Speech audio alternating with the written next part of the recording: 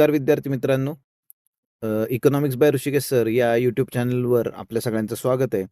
आपण 1 सप्टेंबर ते 15 सप्टेंबर मधल्या इकॉनॉमिक्सशी संबंधित महत्त्वाचे जे इंडियन एक्सप्रेसमधले आर्टिकल आहेत त्याची मराठीतील समरी बघत आहोत. त्यापैकी पार्ट 1 आपण मागच्या व्हिडिओमध्ये बघितला होता. आता पार्ट 2 मध्ये सुरुवात करूया. पुढचा टॉपिक आहे बघा, ग्लोबल कॅपॅबिलिटी सेंटर्स ज्याला म्हणतोय आपण, है ना, जागतिक क्षमता केंद्रे आणि भारतीय IT क्षेत्रासाठी संधी आणि आव्हाने. तर भारतात जागतिक क्षमता केंद्रांची संख्या वेगाने वाढत. आता इथे लक्षात घ्या, जागतिक क्षमता केंद्र म्हणजे नक्की काय? काही विशेषीकृत अशा सेवा असतात की ज्या करण्यासाठी आपल्याला एक विशेष मनुष्यबळाची गरज असते आणि ते मनुष्यबळ जिथं आपल्याला स्वस्तामध्ये आणि चांगल्या दर्जाचं उपलब्ध असतं तिथे अशा पद्धतीचे सेंटर्स उभारले जातात आणि यातून छोट्या छोट्या पण महत्त्वाच्या अशा ज्या सेवा ज्या आहेत त्या निर्माण केल्या जातात. तर बघूयात बघा, जगातील मोठ्या कंपन्या त्यांची डिझाईन, संशोधन आणि विकास, त्याचबरोबर बॅक ऑफिस ज्याला म्हणतोय आपण, त्याची कामे करण्यासाठी भारतात केंद्रे स्थापन करत आहेत. त्यालाच आपण ग्लोबल कॅपॅबिलिटी सेंटर्स असं म्हणतोय. GCC म्हणजे काय? तर GCC हे बहुराष्ट्रीय कंपन्यांनी स्थापन केलेले एक ऑफशोर युनिट असते जे कंपनीच्या मुख्य कार्यांना सपोर्ट करण्यासाठी विशिष्ट कामे करते. उदाहरणार्थ ॲपल किंवा गुगलने बंगळुरूमध्ये आपले डिझाईन सेंटर उघडलेले आहे. मग आता ते त्यांचं काम काय आहे की फक्त डिझायनिंग पार्ट जो आहे तो करून देणं, बाकी मॅन्युफॅक्चरिंगचे त्यांचे जिथे जिथे युनिट्स आहेत तिथंच ते मॅन्युफॅक्चरिंग वगैरे चालेल. मग सध्याची स्थिती आणि आकडेवारी काय बघा, भारतात 1700 पेक्षा जास्त GCCs आहेत. आर्थिक वर्ष 2024 मध्ये या केंद्रांनी 45 अब्ज डॉलर्सचा महसूल मिळवला आणि 19 लाख लोकांना रोजगार दिलेला आहे. 2030 पर्यंत GCC बाजाराचा आकार 100 अब्ज डॉलरपर्यंत वाढण्याची आणि रोजगार 25 लाखांपर्यंत पोहोचण्याची शक्यता आहे. भारतीय IT क्षेत्रापुढील आव्हाने काय बघा, प्रतिभेसाठी वाढती स्पर्धा. GCC भारतीय IT कंपन्यांप्रमाणेच कुशल मनुष्यबळाला आकर्षित करत आहे, ज्यामुळे प्रतिभेसाठी स्पर्धा वाढली आहे. कारण ज्या IT कंपन्या आहेत त्यांना सुद्धा या मनुष्यबळाची गरज आहे. बौद्धिक संपदेची निर्मिती आणि मर्यादा. GCC मध्ये होणारे उच्चस्तरीय काम, उदाहरणार्थ चिप डिझाईन असेल, ती भारतीय बौद्धिक संपदा निर्माण करत आहेत. मात्र ही संपदा परदेशी कंपन्यांच्या मालकीची असल्याने भारताला त्याचा पूर्ण फायदा मिळत नाही. IT सेवा कंपन्यांसाठी धोका. ज्या प्रकारची कामे पूर्वी भारतीय IT कंपन्या आउटसोर्स केली जात होती, तीच कामे आता परदेशी कंपन्या स्वतःच्या GCC मार्फत करत आहेत. यामुळे भारतीय IT कंपन्यांच्या व्यवसायावर देखील परिणाम होऊ शकतो. तर इथे लक्षात घ्या की आपला IT क्षेत्र ज्या प्रकारची कामं परदेशी IT कंपन्यांना करून द्यायचे, तीच कामं आता परदेशी IT कंपन्या काय करतात, त्यांचे सेंटर्स इथे उभे करतायत आणि त्यामुळं मग आपल्या IT क्षेत्राच्या कंपन्या ज्या आहेत त्यांच्या कामांवरती, महसुलावरती आणि एकंदरच व्यवसायावरती त्याचा परिणाम पडण्याची शक्यता आपल्याला दिसून येते. त्याचबरोबर परदेशातील शिक्षणावरील खर्चात घट झालेली आहे. अमेरिकेसारख्या देशातील कडक व्हिसा धोरणे आणि वाढत्या शिक्षण खर्चामुळे परदेशात शिक्षण घेण्यासाठी जाणाऱ्या भारतीय विद्यार्थ्यांच्या संख्येत आणि त्यांच्याकडून होणाऱ्या खर्चात लक्षणीय घट झाली आहे. खर्चात मोठी घट. रिझर्व्ह बँक ऑफ इंडियाच्या आकडेवारीनुसार जानेवारी ते जून 2025 या कालावधीत परदेशातील शिक्षणावरील खर्च 7 वर्षांच्या निच्चांकी पातळीवरती पोहोचलेला आहे. जानेवारी ते जून 2025 या 6 महिन्यात भारतीयांनी LRS अंतर्गत शिक्षणासाठी 1.96 अब्ज डॉलर्स खर्च केले, जी रक्कम गेल्या वर्षीच्या याच कालावधीच्या तुलनेत 22% कमी आहे.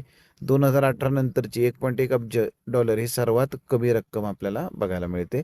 खर्च कमी होण्याची कारणे: कठोर व्हिसा नियम, अमेरिका एक्सटेन्शन ऑफ स्टे धोरण बदलण्याचा प्रस्ताव, कॅनडा प्रूफ ऑफ लिव्हिंगची रक्कम दुप्पट केलेली आहे, ऑस्ट्रेलिया IELTS सारख्या चाचणीसाठी आवश्यक गुण वाढवलेले आहेत, बदलती पसंती. विद्यार्थी आता जर्मनी आणि इतर स्वस्त युरोपीय देशांना पसंती देत आहेत.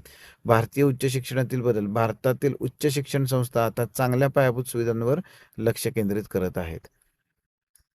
तर या घटीचा परिणाम जो आहे तो बँकांच्या शैक्षणिक कर्ज व्यवसायावर देखील झालेला आहे आणि अनेक बँकांच्या शैक्षणिक कर्जाच्या वाढीचा दर जो आहे तो मंदावलेला आहे.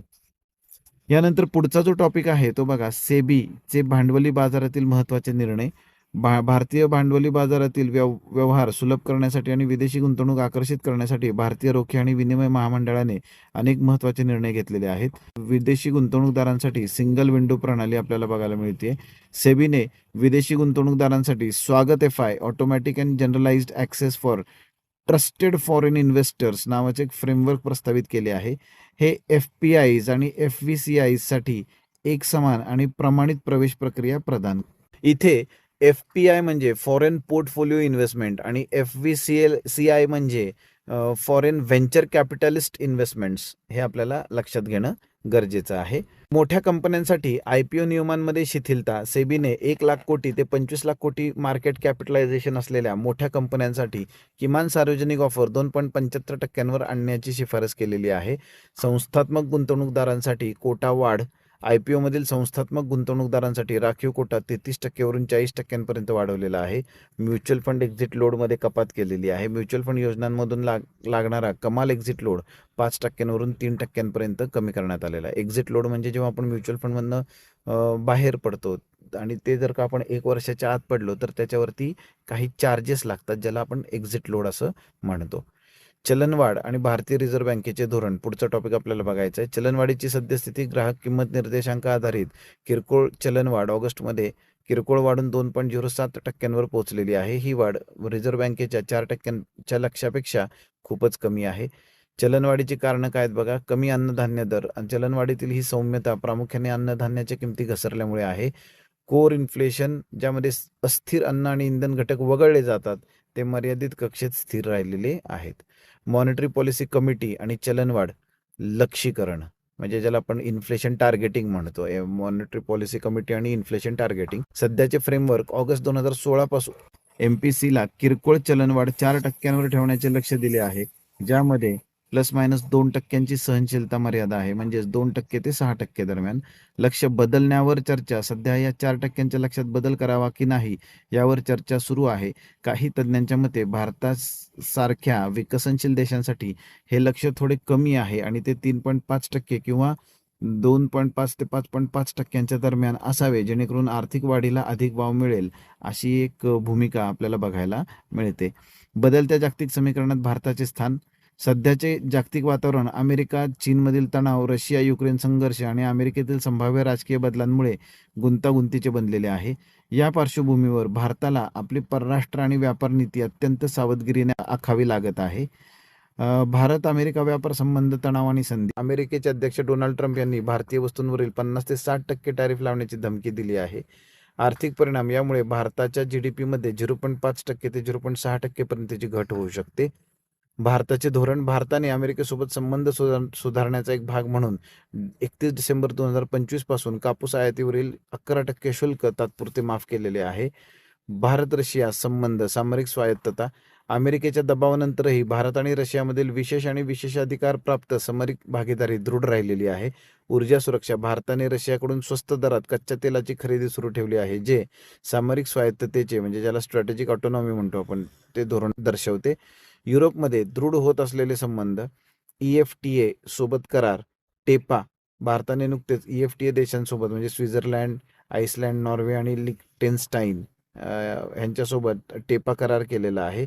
यामुळे पुढील 15 वर्षात भारतात $100 अब्ज गुंतवणूक आणि 10 लाख नोकऱ्या निर्माण होण्याची अपेक्षा आहे. युरोपियन युनियनसोबत मुक्त व्यापार करार हालचाली चालू आहेत.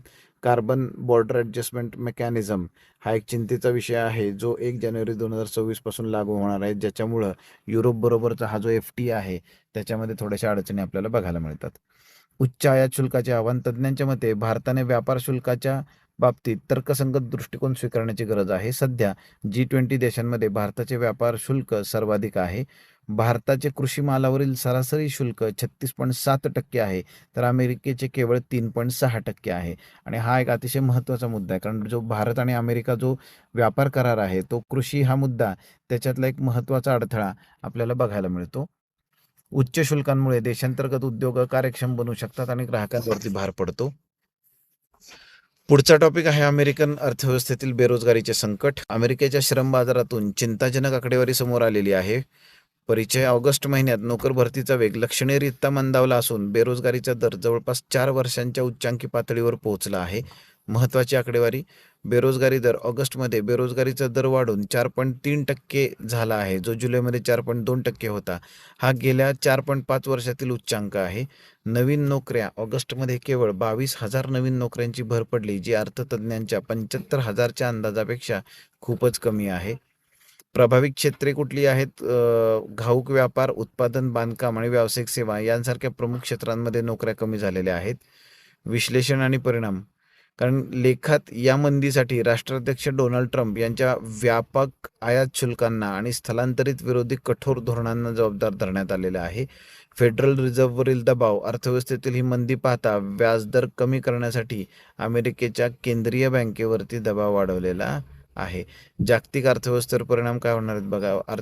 अमेरिकेतील आर्थिक मंदीचे परिणाम केवळ त्या देशापुरते मर्यादित राहत नाहीत.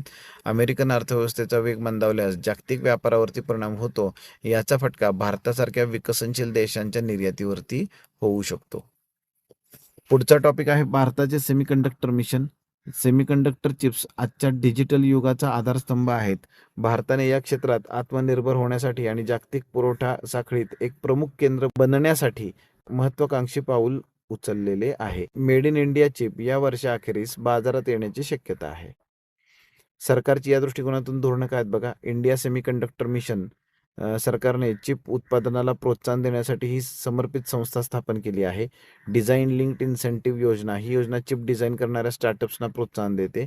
जागतिक गुंतवणूक, अमेरिकेच्या मायक्रॉन टेक्नॉलॉजीजने भारतात आपली सेमीकंडक्टर असेंब्ली चाचणी प्रकल्प सुरू केलेला आहे. आंतरराष्ट्रीय सहकार्य, भारताने अमेरिका, जपान, युरोपिय युनियन आणि सिंगापूर यांच्यासोबत सेमीकंडक्टर पुरवठा साखळी मजबूत करण्यासाठी सामंजस्य करार केलेले आहेत. आव्हान काय आहे? मनुष्यबळ विकास, या क्षेत्रात 1 दशलक्ष कुशल व्यावसायिकांची कमतरता आहे.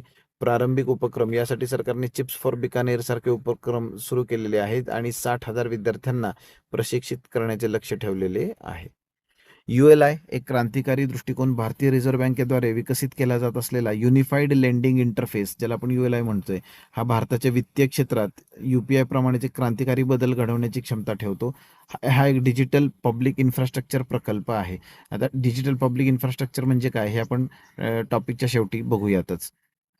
ULIची कार्यप्रणाली काय बघा. Plug and play model. ULI एक असे व्यासपीठ असेल जिथे कर्जदाते आणि ग्राहकांच्या संमतीने विविध स्रोतांकडून डिजिटल पद्धतीने डेटा मिळवू शकतील. ULIचे फायदे. कर्जाचे लोकशाहीकरण, जसे UPIने पैसे पाठवणे सोपे केले तसे ULIने कर्ज मिळवणे सोपे करेल.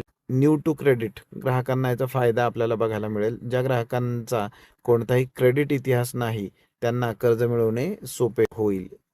SMEसाठी सुलभता, लहान आणि मध्यम उद्योगांना कर्ज पुरवठा सुलभ होईल. कर्ज मंजुरीची प्रक्रिया स्वयंचलित झाल्यामुळे वेळ आणि खर्च दोन्ही वाचतील. डिजिटल पब्लिक इन्फ्रास्ट्रक्चर म्हणजे काय बघा. डिजिटल पब्लिक इन्फ्रास्ट्रक्चर हे असे डिजिटल प्लॅटफॉर्म आहेत जे शासनाकडून किंवा सार्वजनिक खाजगी भागीदारीतून तयार केले जातात आणि ज्याचा वापर अनेक सरकारी आणि खाजगी सेवा देण्यासाठी होतो. उदाहरणार्थ आधार, UPI आणि आता ULI. तर हे आपल्याला डिजिटल पब्लिक इन्फ्रास्ट्रक्चरच्या उदाहरणाखातर बघायला मिळतात. फिनटेक, वित्तीय सेवांमध्ये तंत्रज्ञानाचा वापर करून नवनवीन उत्पादने आणि सेवा देणाऱ्या ज्या कंपन्या आहेत त्यांना फिनटेक म्हणलं जातं. निष्कर्ष, ULI हा केवळ एक तांत्रिक बदल नाही तर तो भारताच्या आर्थिक समावेशनाच्या दिशेने एक मोठे पाऊल आहे. शेवटचा मुद्दा, कृषी आणि खतांची टंचाई आणि मान्सूनचा परिणाम. यावर्षी चांगल्या मान्सूनमुळे खरीप पिकांच्या लागवडीला वेग आला आहे, परंतु याच काळात खतांच्या, विशेषतः युरिया आणि DAP डाय अमोनियम फॉस्फेट ज्याला म्हणतो, पुरवठ्यात मोठी घट निर्माण झालेली आहे. मग सद्यस्थिती काय बघा की जून-ऑगस्ट दरम्यान देशात एकूण पाऊस सरासरीपेक्षा जास्त असला तरी त्याचे असमान वितरण आहे. पावसाचा अभाव आणि कृषी प्रभाव, 36 पैकी 33 हवामान उपभागांमध्ये पाऊस सरासरीपेक्षा कमी आहे, ज्यामुळे पिकांच्या लागवडीवर आणि खतांच्या वापरावर परिणाम होत आहे. आता जेव्हा आपण हा व्हिडिओ रेकॉर्ड करतोय किंवा बघू तोपर्यंत तर पावसाने कहर माजवलेला आहे, त्यामुळे थोडंसं आपल्याला हा रिलिव्हंट वाटणार नाही पॉईंट, पण जून-जुलैमध्ये आपल्याला ही परिस्थिती बघायला मिळत होती. आणि खतांची वाढती मागणी, चांगल्या पावसामुळे खतांची विक्री वाढली आहे. एप्रिल-जुलै 25मध्ये युरिया, DAP, NPKs आणि SSP या सर्व प्रमुख खतांच्या विक्रीतील मागील वर्षाच्या तुलनेत मोठी वाढ झाली आहे. खतांच्या पुरवठ्यातील घट, पुरवठ्यातील तूट, वाढत्या मागणीच्या तुलनेत देशांतर्गत उत्पादन आणि आयात दोन्ही कमी पडत आहे. युरिया, चीन, ओमान आणि रशियाकडून होणारी आयात घटली आहे. DAP जी आहे, चीन आणि सौदी अरेबियाकडून होणारी आयात घटली आहे, तर मोरोक्को आणि जॉर्डनकडून आयात वाढली आहे. रब्बी हंगामावर परिणाम, खरीप हंगामातील ही तूट कायम राहिल्यास आगामी रब्बी हंगामासाठी खतांची तीव्र टंचाई निर्माण होऊ शकते. खत अनुदान धोरण काय बघा, शेतकऱ्यांना कमी किमतीत खत उपलब्ध करून देण्यासाठी सरकार कंपन्यांना मोठी अनुदाने देत असते. युरियाच्या किमती सरकार नियंत्रित करते, तर इतर खतांसाठी पोषक तत्वांवर आधारित म्हणजे ज्याला आपण न्यूट्रिएंट बेस्ड सबसिडी योजना चालू आहे. या धोरणामुळे युरियाचा असंतुलित आणि अतिवापर होतो, ज्यामुळे जमिनीच्या आरोग्यावरती प्रतिकूल परिणाम होतात. आयातवरती असलेली अवलंबित्व, भारत खतांसाठी विशेषतः पोटॅश आणि फॉस्फेटसाठी मोठ्या प्रमाणावरती आयातीवर अवलंबून आहे. यामुळे जागतिक किमतीतील बदल आणि भूराजकीय तणावांचा थेट परिणाम देशांतर्गत उपलब्धतेवर होतो. निष्कर्ष, खतांची कमतरता ही फक्त पुरवठ्याची समस्या नाही, तर ती भारताच्या कृषी धोरणाशी, मान्सूनवरील अवलंबित्वाशी आणि आंतरराष्ट्रीय बाजारातील घडामोडींशी संबंधित आहे. खतांचा संतुलित वापर आणि देशांतर्गत उत्पादन वाढवणे ही या समस्येची दीर्घकालीन सोडवणूक आहे. तर अशा पद्धतीने आपण 1 ते 15 सप्टेंबरमधील महत्त्वाचे आर्टिकल्स इंडियन एक्सप्रेसमधले जे आहेत त्याची मराठीतील समरी बघितलेली आहे. पुढच्या व्हिडिओमध्ये आपण पुढच्या आर्टिकल्सची समरी बघूयात. धन्यवाद.